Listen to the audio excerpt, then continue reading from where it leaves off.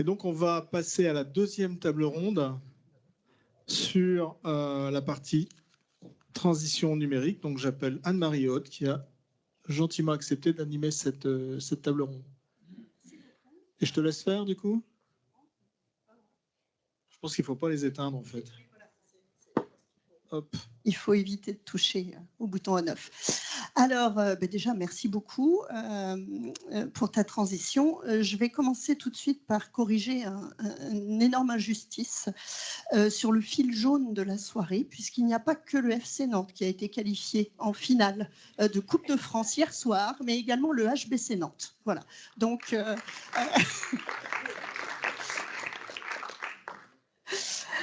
Et puis donc, du coup, on a décidé d'essayer d'adresser ce magnifique sujet de la transition numérique.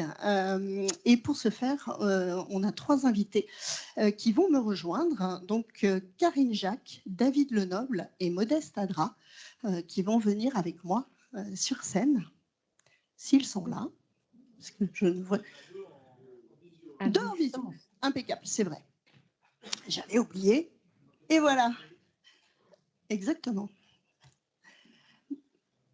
Donc, Karine Jacques, la caméra est allumée. Par contre, David Lenoble, non.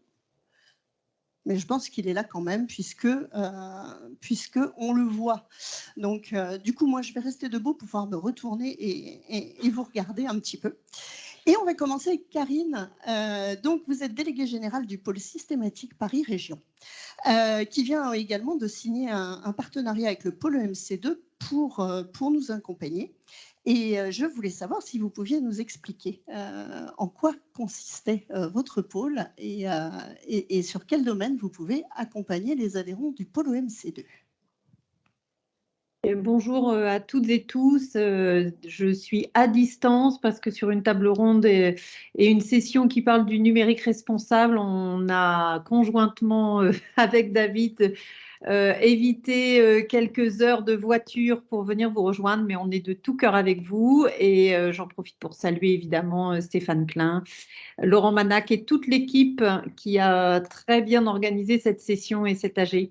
Donc, Systématique, on est le pôle européen des deep tech. On est basé en Île-de-France. 80% de nos adhérents sont en Île-de-France. Et on anime un écosystème de 900 membres, dont à peu près 600 startups, PME, ETI, à peu près 150 établissements de grands groupes et 150 académiques dans le domaine des deep tech. Et donc, ces technologies très structurantes. Qui portent notamment sur l'intelligence artificielle, les data science, la cybersécurité et la défense. On travaille aussi sur des thématiques comme les infrastructures digitales, le cloud, l'embedded, la 5G, la 6G. Donc, on a aussi notre IMT dans notre écosystème. On a aussi un hub qui traite plutôt d'Advanced Computing and Engineering, donc la simulation, la modélisation, le calcul haute performance, les jumeaux numériques, le quantique. Et puis un hub sur l'optique, la photonique, un hub sur l'open source et un hub drone. Voilà. Et toutes ces technologies sont au service d'une société, donc on dit responsable et souveraine, et techniquement, on travaille quand même beaucoup sur la transformation numérique des territoires, la transformation numérique de l'industrie et la transformation numérique de la société, donc tout ce qui va être agri, agro et santé.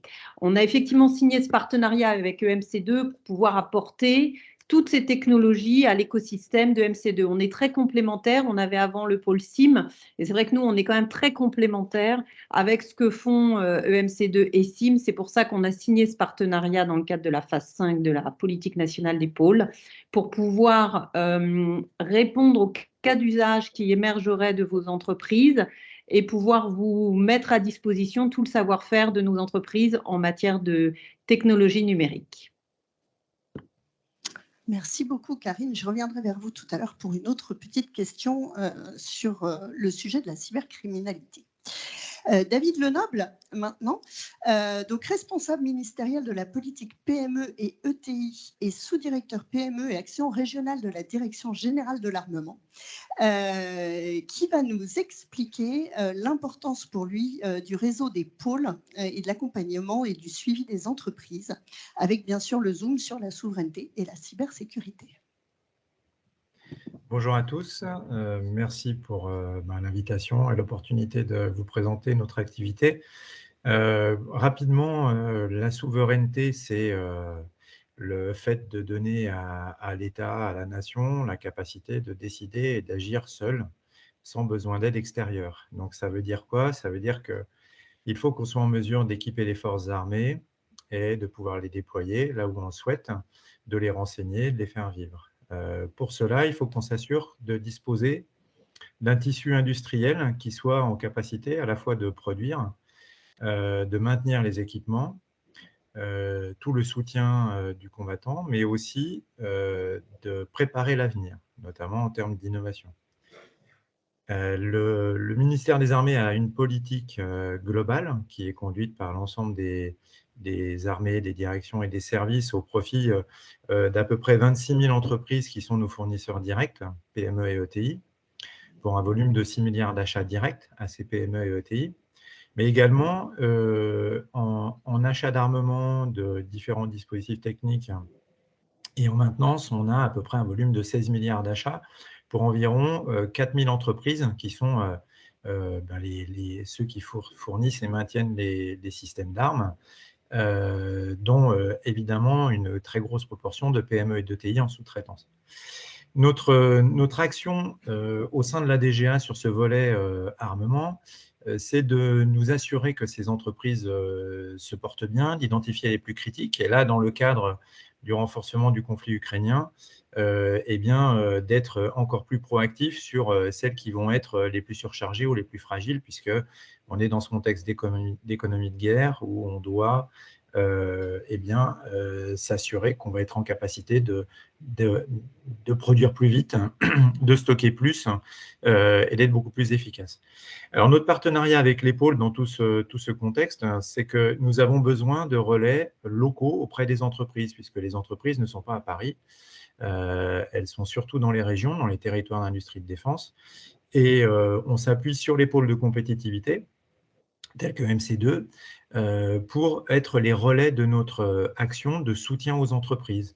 Un pôle comme MC2, c'est près d'une centaine d'entreprises qui sont duales, défense et civile. Et donc, on s'appuie sur le pôle pour être notre relais d'information sur les différents dispositifs de soutien que l'on propose à ces entreprises, organiser des webinaires, des journées, et puis évidemment animer sur des thèmes spécifiques, techniques, des mises en relation avec nos experts et la proposition de projets dans les domaines d'innovation. Voilà, pour faire rapidement la souveraineté et notre relation au pôle de compétitivité. Plus largement, on travaille évidemment avec Systématique et Karine en Île-de-France sur les volets techniques dont elle a parlé, mais on travaille avec 16 pôles de compétitivité partout en France. Parfait, merci David. Je reviendrai aussi vers vous pour une autre petite question cyber. Et enfin, Modeste Adra, qui est parmi nous physiquement, et qui est le CEO d'ECMA Concept, donc intégrateur de procédés de technologie, et vous développez des machines spéciales et des équipements robotisés au service de la menuiserie industrielle. Et puis surtout, vous êtes là parce que vous avez servi de bêta-testeur à un service d'accompagnement à la transition du numérique. Et c'est pour ça que vous êtes venu nous raconter votre aventure. Voilà, tout à fait. Bonsoir à tout le monde. Donc, c'était il y a 2 ans. Donc, j'étais nous sommes en croissance, donc on a gagné pas mal de projets. Donc, moi, j'ai repris l'entreprise il y a 7 ans, un peu plus de 7 ans, bientôt 8. Et en fait, j'ai intégré un certain nombre d'outils. Il y avait pas mal de travail à faire sur je dirais, tout ce qui était processus de développement. Donc, à partir de là, j'ai intégré un certain nombre d'outils qui, petit à petit, en fait, les équipes se sont accaparées ces outils. Et avec la croissance arrivant, j'ai vu aussi qu'on avait du mal à intégrer les nouveaux arrivants parce que justement, ceux qui se sont accaparés, justement, ces process n'avaient pas le temps parce qu'en fait, on est tous justement sur des projets de développement. Et donc, j'ai été donc à ce niveau de réflexion, de dire, ben, est-ce qu'on n'est pas suffisamment mature justement pour ancrer maintenant ces outils, ces process dans des outils, notamment un ERP. Et fort heureusement, Laurent Aubertin, en ce moment-là, m'appelle en me disant, tiens, on est en train d'essayer de mettre en place un service aux entreprises, notamment aux PME, sur la transition numérique. Est-ce que ça s'intéresserait d'être un bêta-testeur ou un cobaye? Et en fait, je lui dis, mais waouh, Laurent, comment tu le sais? En fait, j'étais en train de réfléchir à ça. Et en fait, il y a une concordance je dirais, des temps par rapport à mon besoin. Et donc, effectivement, j'ai accepté de partir dans cette aventure. Et en fait, la démarche était de dire, bon, nous, on a pensé à quelque chose, on va l'appliquer. Et si tu as des commentaires ou si tu as des remarques au fur et à mesure, n'hésite pas à nous corriger par rapport au process qu'on est en train de proposer dans cet outil. Et en fait, déjà, j'ai été surpris parce que je pensais, en fait, bon, moi, j'étais clair dans ma tête, c'était un ERP qu'il me fallait et j'avais juste besoin d'un accompagnement pour avoir une vision un peu plus large des outils ERP qui existaient, qui étaient en ligne avec nos moyens, nos ressources, etc. Et en fait, c'est pas du tout ça comme ça que ça s'est passé. En fait, Laurent, au départ, est arrivé avec un outil qui était, en fait, de savoir quel était qui était un outil digital. Donc, en fait, qui était de dire où est-ce qu'on en est, si on regarde la moyenne des entreprises françaises, où est-ce qu'on en est au niveau donc, de l'implémentation du digital au sein d'ECMA Concept. Et donc, ça a été le premier outil. Et donc, bon, c'est vrai que bon, pour moi, on était une entreprise digitale, on travaillait sur de la CAO. Et je ne me posais pas du tout la question de savoir si on était digital ou pas. Et donc, du coup, j'ai eu un premier score. Donc, on était juste au-dessus de la moyenne. Donc, c'était un peu surprenant. Donc, en tout cas, j'ai appris qu'on avait pas mal de choses à faire encore grâce à cet outil. Et donc, ça, c'était la première étape. Et donc, intéressant. Donc, ça dit, OK, on a des choses à faire. Deuxième étape, et ça, pareil, ça m'a surpris. Ça a consisté en une demi-journée où, en fait, l'équipe a challengé en fait, ma stratégie. Et en fait, ce n'était pas du tout à ça que je m'attendais. Et donc, c'était une demi-journée de post-it, de dire pourquoi tu fais ça, où est-ce que tu vas, c'est quoi les enjeux de la société, etc. etc. Et donc, après, ils sont repartis donc, avec tous les post-it qu'on a fait, etc. Et derrière, ils sont revenus en disant, bon, voilà, ils ont même interviewé des gens de la société. Et donc, finalement, ils sont revenus en disant, effectivement, vu la maturité, vu le développement de la société, un ERP fait sens. Et c'était très bien parce que finalement, bon, comme nous tous ici, c'est-à-dire on a justement cette solitude du chef d'entreprise où on est toujours seul face aux décisions. Donc, des fois, on se lève le matin en disant c'est l'ERP qu'il me faut.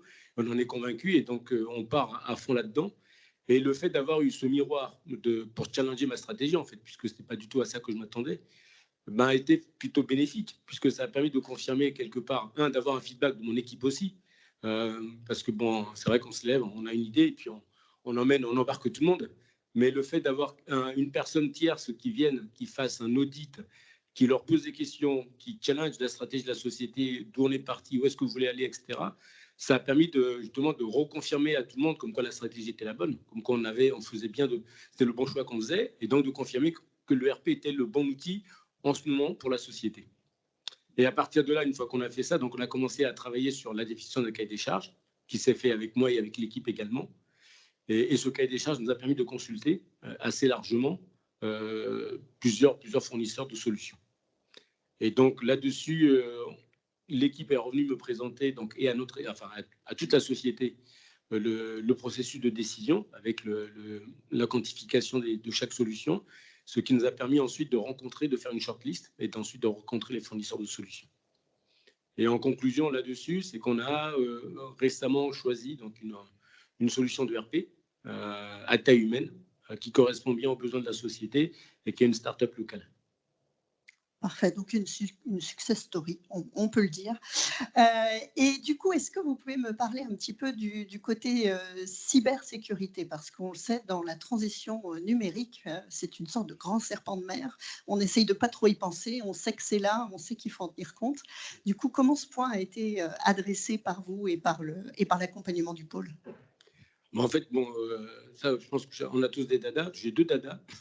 J'ai la propriété intellectuelle, donc ça, c'est une obsession. Et l'autre obsession, c'est la sécurité. Parce qu'une PME est fragile C'est-à-dire, donc j'entends par-ci par-là les ransomware, etc. Et c'est vrai que chaque matin, je me pose la question de dire qu'est-ce qui va nous arriver, parce que bon, j'ai déjà eu l'arnaque au président, qui n'a pas fonctionné. Et donc, du coup, il y a très peu de temps, on a changé de serveur.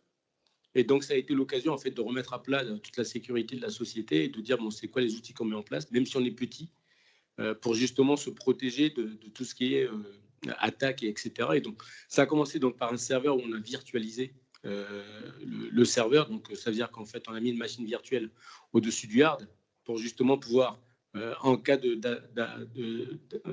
d'agression, pouvoir changer le hardware assez rapidement et en remappant donc notre serveur sur la machine virtuelle. Ça a été le premier point. Ensuite, on a mis des outils de firewall et de Mail in Black. Maintenant, c'est vrai que nous, on a mis ça en place il y a 2-3 ans. Aujourd'hui, c'est vrai qu'on voit du Mail in Black un peu partout déployé. Évidemment, on a un antivirus. Et puis ensuite, dernièrement, ce qu'on a mis en place aussi, c'est nous, on est petit, donc ça ne sera pas un plan de continuité d'activité. On n'est pas multisite, on est monosite. C'est plutôt un plan de reprise d'activité où on a dupliqué nos données sur plusieurs sites, ce qui nous permet de pouvoir récupérer les données et de pouvoir relancer l'activité en cas d'attaque. Et puis enfin, ce qu'on fait également depuis quelque temps, c'est de tous les jours, en fait, quand on fait la sauvegarde, on vient faire un test antivirus sur toutes nos données pour être sûr qu'on n'a pas été corrompu. Parce que ça ne sert à rien de sauvegarder sur des semaines si en fait la donnée est déjà dormante, enfin que le virus est déjà dormant et peut se réveiller n'importe quand pour faire du ransomware. Donc en fait, on recheck tous les jours sur toutes nos sécurités avec un antivirus pour voir s'il n'y a pas eu une attaque prévue ou autre chose. Parfait. En tout cas, merci beaucoup, Modeste, pour ce témoignage. Et du coup, David Lenoble, est-ce que vous pouvez nous expliquer quelles sont les éventuelles solutions proposées par la DGA pour accompagner, dans le cadre de la transition numérique, l'aspect cybersécurité? Alors, pour faire simple et direct, le ministère étant très moderne, je vous présente une plaquette papier qui présente le dispositif DIAC Cyberdéfense. Alors, cette plaquette papier, en fait, je plaisante, mais si vous prenez vos smartphones et que vous faites www.defense.gouv.fr, vous tombez sur cette page-là. Vous avez un onglet, enfin un symbole entreprise. Et là, derrière ce symbole, vous accéderez à tous les dispositifs de soutien du ministère des Armées et de la DGA, notamment sur le DIAC Cyber. Le DIAC Cyber, c'est un produit qu'on a lancé il y a 2 ans avec BPI France. C'est financé par la DGA, mais l'administratif est géré par BPI France. Il s'adresse aux entreprises qui sont dans la sous-traitance de nos systèmes. Et l'objectif, c'est de les aider à faire un diagnostic un peu étoffé, puisque ça passe par une méthode qu'on appelle EBIOS, qui est une méthode du ministère des Armées, qui va, un peu comme le disait Modeste dans ce qu'il a vécu, faire l'analyse de l'organisationnel, du culturel, mais aussi du technique. Et puis, derrière, vous accompagner dans la mise en place des solutions pour remédier aux failles, puis faire un audit. Alors, sachant que ce dispositif DIAC Cyber, alors le financement va jusqu'à 7 000 €, donc c'est pour ça qu'on fait des choses, on applique une méthode un peu lourde, le montant est significatif. On est en train de le faire évoluer, puisque derrière, il y a une réglementation qui va arriver, qui a été déclenchée par les États-Unis et qui est finalement reprise en France pour avoir une réglementation en propre. Et notamment dans les marchés liés à la défense, à l'armement, et peut-être plus largement à d'autres domaines de souveraineté, il va y avoir une réglementation exigeant que toute entreprise qui travaille pour la souveraineté soit à un certain niveau qualifié de sécurité, notamment dans son système numérique. Donc, il va y avoir certainement une information qui sortira dans le courant de l'été sur un référentiel avec des niveaux à atteindre. Et il faudra que les entreprises, si elles souhaitent travailler pour nous, soient au bon niveau. Voilà, donc ça se met en place. Il y a un peu urgence. Je ne vous fais pas le rappel de ce qu'on lit dans la presse sur les failles, et je peux vous dire que moi, je vois l'envers du décor, puisqu'on est quand même assez informé sur ce qui se passe dans la réalité. C'est plus une menace, c'est une réalité. Beaucoup d'entreprises sont attaquées. C'est à la fois par une intention malveillante de puissances étrangères, mais ça peut aussi être lié tout simplement à des activités de hackers. Et dans tous les cas, ça met en péril l'activité de l'entreprise, voire de l'ensemble d'une chaîne de sous-traitance. Donc, Diag Cyberdéfense, vous pouvez trouver toutes les informations sur notre portail Internet. BPI France vient de lancer pour les entreprises qui ne sont pas défense un Diag Cyber aussi. Je ne sais pas si vous en avez entendu parler. Allez voir sur le site. Ça peut être un bon point de démarrage. C'est un peu moins cher, ça va un peu moins loin, mais c'est une bonne idée aussi. Voilà ce que je peux vous dire sur ce qu'on fait. Et puis, si vous n'avez pas tout compris ou pas tout retenu, on a mis en place une hotline, le 0800 02 71 27. Et cette hotline, elle répond à toute question des entreprises s'agissant du lien au ministère des Armées, la cyber comprise. Voilà. Parfait, merci beaucoup David. Et du coup, une dernière question pour Karine. Est-il possible de nous présenter rapidement les compétences qui peuvent exister au sein du pôle systématique pour traiter de cette question de la cybercriminalité ?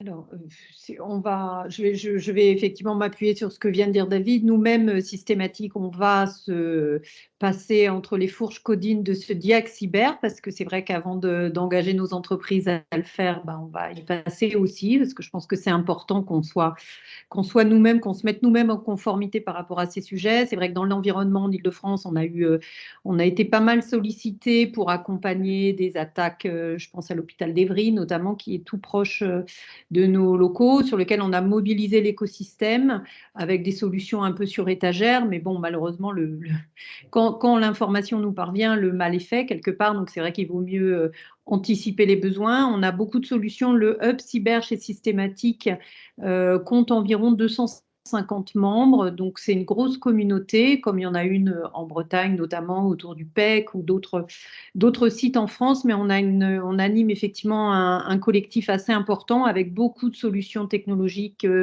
d'intérêt autour de ces technologies cyber. On travaille aussi sur des technologies autour du quantique, autour de la crypto post-quantique, parce que c'est vrai qu'une fois que les ordinateurs quantiques vont être mis en œuvre, eh bien, la cybermalveillance va s'adapter aussi à ces nouvelles technologies. Donc, on essaie d'anticiper aussi ces attaques. On travaille avec des collectifs de hackers éthiques qui essaient aussi de faire des attaques pour vérifier la solidité, la robustesse de certains systèmes d'information. Donc voilà, on y travaille aussi à notre mesure, mais c'est vrai que je pense que le dispositif présenté par David est quand même voilà, avec une envergure bien plus grande que ce on propose. Mais on sera tout à fait intéressé, évidemment, à collaborer aussi avec les équipes de MC2 et l'écosystème de MC2 autour de ces sujets, si on peut effectivement mettre en relation certaines de nos entreprises avec les vôtres. Parfait, eh bien merci à tous les trois. Du coup, pour la conclusion, on a bien tous compris que la transformation numérique, c'était un enjeu incontournable. Il ne faut surtout pas oublier que c'est surtout un énorme levier de compétitivité.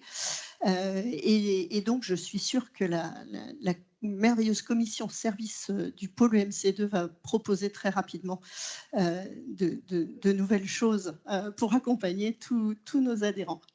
Je vous remercie. Merci beaucoup.